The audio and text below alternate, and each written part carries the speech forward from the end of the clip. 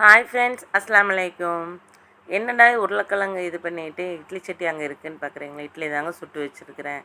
எனக்கும் என் தங்கச்சிக்கும் இட்லி சுட்டு வச்சுருக்கேன். இவங்களுக்கு யாருக்குமே இட்லி வேண்டான்ட்டாங்க. அதனால் பெரிய பாப்பாவுக்கும் ஹஸ்பண்டுக்கும் சாப்பாடு கொஞ்சம் வச்சுட்டு சிக்கன் கறி வச்சும் போட்டு இட்லி சுட்டு எடுத்து வச்சுக்கிட்டேன். இந்த போர் நடக்கிறதுனால சிலிண்டர் கட்டுப்பாடு, பெட்ரோல் விலை உயர்வு, ஆயிலு உயர்வுன்னு சொல்லியும் போட்டு ஏகப்பட்ட பிரச்சனை வந்துட்டுருக்கு. இந்த போர் என்னைக்கு நிற்கிதோ அன்னைக்கு தான் நமக்கு உணவாலையும் மனசாலையும் நிம்மதியாக இருக்கும்.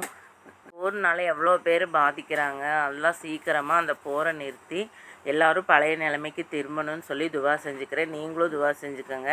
எவ்வளோ நம்மளால் துவா தான் செய்ய முடியும், அவ்வளோ துவா செஞ்சுக்கலாம். 2 நாள் தாங்க உருளைக்கிழங்கு ஃப்ரை பண்ணலை. அதுக்குள்ளே உருளைக்கிழங்குங்கன்னு கேட்க ஆரம்பிச்சிட்டாங்க. இன்றைக்கி அதையும் செஞ்சு அங்கே வச்சாச்சு. அல்ஹம்துலில்லாஹ், இன்றைக்கான சஹரு நல்லபடியாக முடிஞ்சிருச்சு. அஸ்ஸலாமு அலைக்கும். தேங்க்யூ.